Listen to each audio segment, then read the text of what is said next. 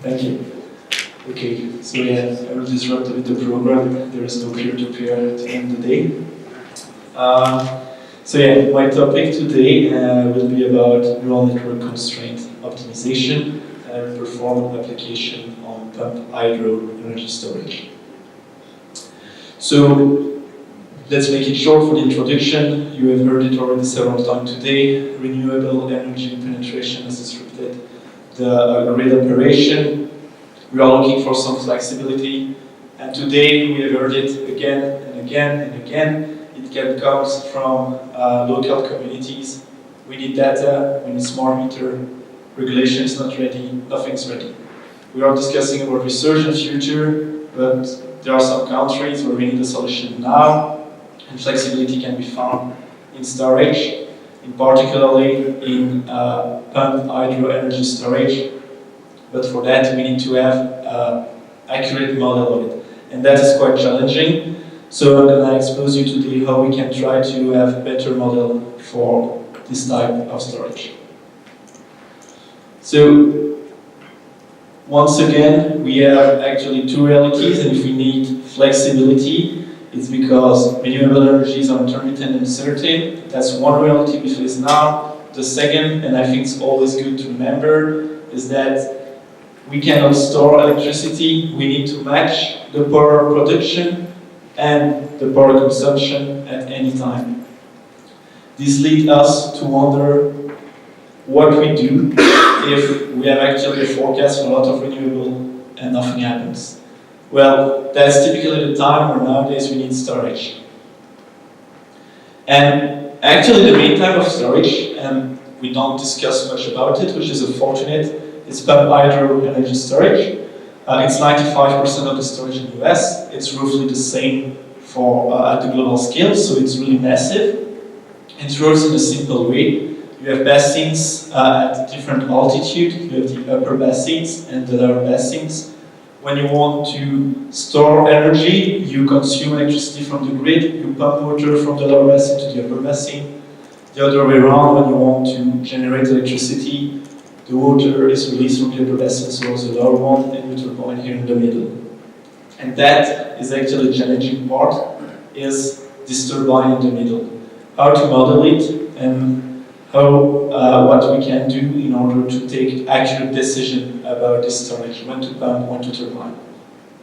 It's challenging because the curve, the efficiency curve of the turbine is non-linear. You can clearly see it on this graph.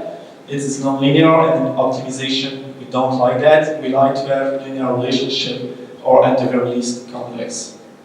It's a 3D relationship, and not only is the relationship non-linear, it's also defined on a domain of existence, which is non-linear. So you can see the point here, if you do a 2D projection, you can see where you can operate the turbine, and this zone is also clearly non-linear. Non-convex as well, sorry, non-convex. So, in terms of motivation, I think it's clear by now we need to have a very well operated energy storage. Pump hydro is the main one, so that's our focus for today, but it faces strong limitation due to this non-linear and non-convex curve.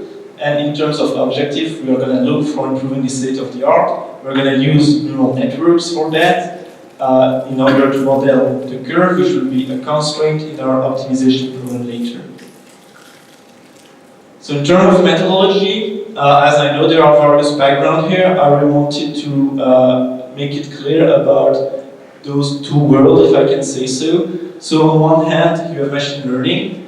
Machine learning is data-driven, so equations are never written down per se. You just define a model, you feed data, and the model is going to train to obtain a good output. So it's very interesting once you have data, but there are a few drawbacks. First one is that there is no optimality guarantee. The second is which model do you pick, and the last one, there are still difficulties to tune hyperparameter, and neural network is a very good example for that.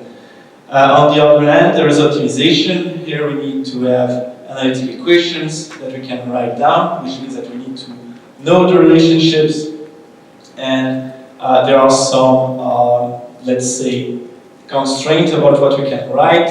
We like to have convex relationship, sometimes even linear for some of them, but we know if the problem has been well posed that the solution is going to be the best.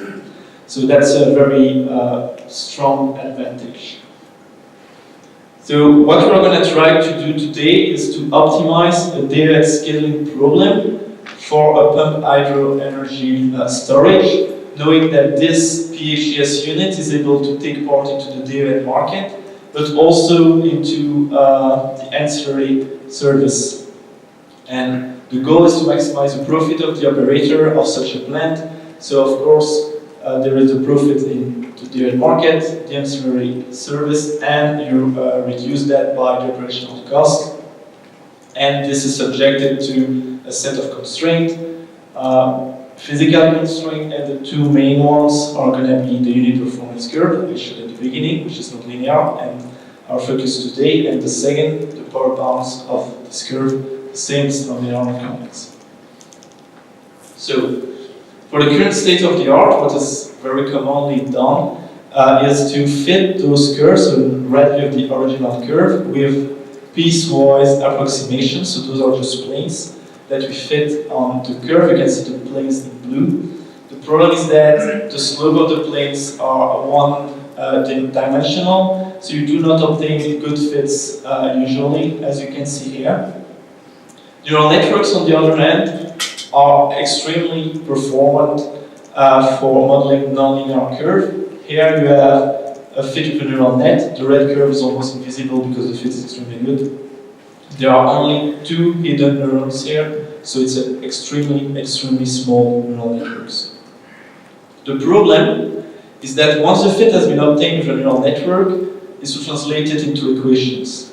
That's the challenging part. So for that, we need to be smart in our approach and the neural network we use. The first thing is when we have a simple feed-forward neural network, and that's fully connected or not, but if it's feed-forward, we can define the pre-activation function as a linear relationship. It is quite easy. The output of one layer is multiplied by the weight matrices.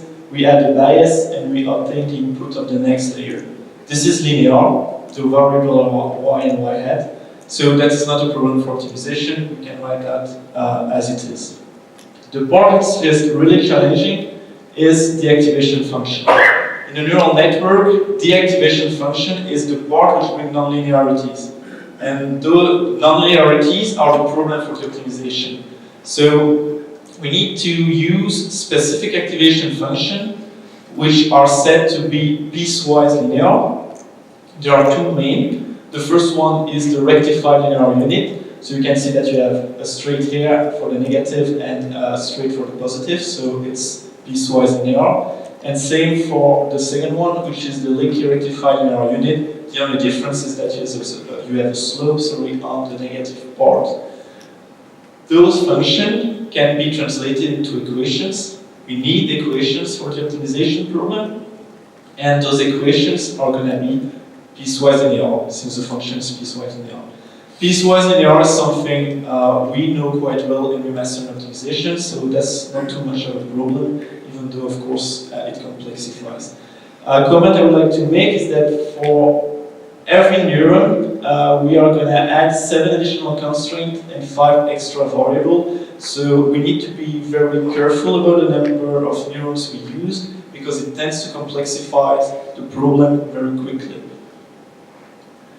And that was for the first part, so really modeling the performance curve. The second problem I'm going to speak about is really the feasible domain of this curve.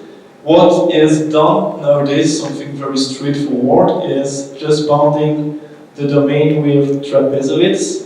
The problem of that is that we tend to take a little bit, but still has a strong impact. We tend to actually overestimate a bit the feasible domain, and so we also developed an approach which is conservative, so it's this trapezoids as well, the principles were the same, we just shrink them a bit to make sure that they are fully integrated in the feasible domain.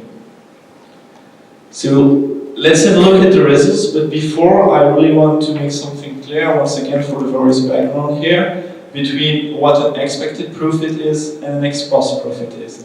So we've now defined an optimization problem with translating the neural network.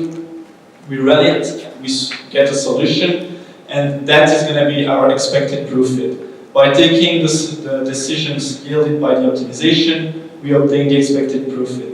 But we've seen it, the optimization is based on some approximations. The neural network is only an approximation of the curve, a good one, but still.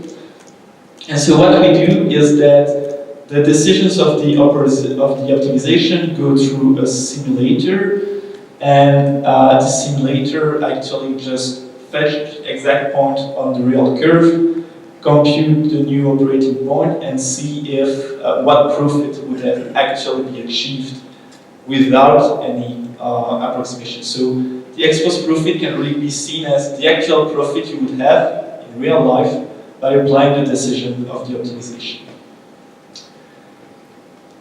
So the first thing in terms of result I want to present is the solving time. For a state-of-the-art, the problem of this daylight scheduling can be solved in 400 seconds roughly. If you use a neural network with one hidden neurons, it's the same time. If you go to 2, you already double the solving time. And those are for a very simple architecture. If you want to try more complex architecture, you need to use sparsity. So sparsity just consists in removing some weight, so you destroy connection in between the neurons. But still, the solving time increase, that's logarithmic. So from there to there, you do times 10. And if you want to use leaky rectified linear unit function, it's even worse, with the worst case going almost times 1000. In terms now of profits, we can see two different things. First, let's focus on the left, and with the trapezoid bounce I was telling you, we take a little bit, but still, of infeasible domain that we consider feasible, and this has actually a very strong impact, since you can see in orange the expected profit and in dark gray the ex-post. So what's lost in between are penalties due to the market because you cannot fulfill your commitments, basically. We can see that the state-of-the-art has really dramatic drop, while for the neural networks it's a bit better, but still we are not at the level of the expected profit. If we now make sure that all the points we consider are feasible, we see that the ex-post profit of the neural networks almost perfectly align with what's expected. There is still a small drop for the state-of-the-art due to the inaccuracy of the curve modeling, but not about the bound modeling. So that's a bit the outcome. So to summarize a bit this results analysis is that the piecewise bound approximation is not conservative enough. We need to really make sure that when we model the feasible domain, we are conservative, we don't take into account infeasible parts. The second is that better results are obtained with neural networks, but the solving time increase very quickly. So we need to pay attention about the architecture and trying to use rectified linear unit rather than leaky rectified linear unit. Whatever, if you want to try architectures that are a bit more developed, use sparsity. It's really an ally here. And finally, from some of my results, it seems that it is better to divide a number of neurons on several layers rather than getting one big layer. So go for deep neural networks. So in terms of conclusion, to our knowledge, that was the first time that we were using neural network as a regressor for modeling constraints in a daylight scaling problem. They increase the ex-post profit. As I said, really the main takeaway is the solving time, so that's something we want to work about. Now, by investigating other reformulation of the neural networks, I presented one reformulation. As far as I know, there exist 8 of them. And then, on the perspective, we would also like to work on the higher nonlinearity curves. This one was non-convex, nonlinear, but they are worse than that. And finally, I've presented this bound approximation with trapezoids, which can be conservative as well, but why not even modeling this non-convex curve with neural network in the future? Okay, thank you for your attention. If you have any question, feel free.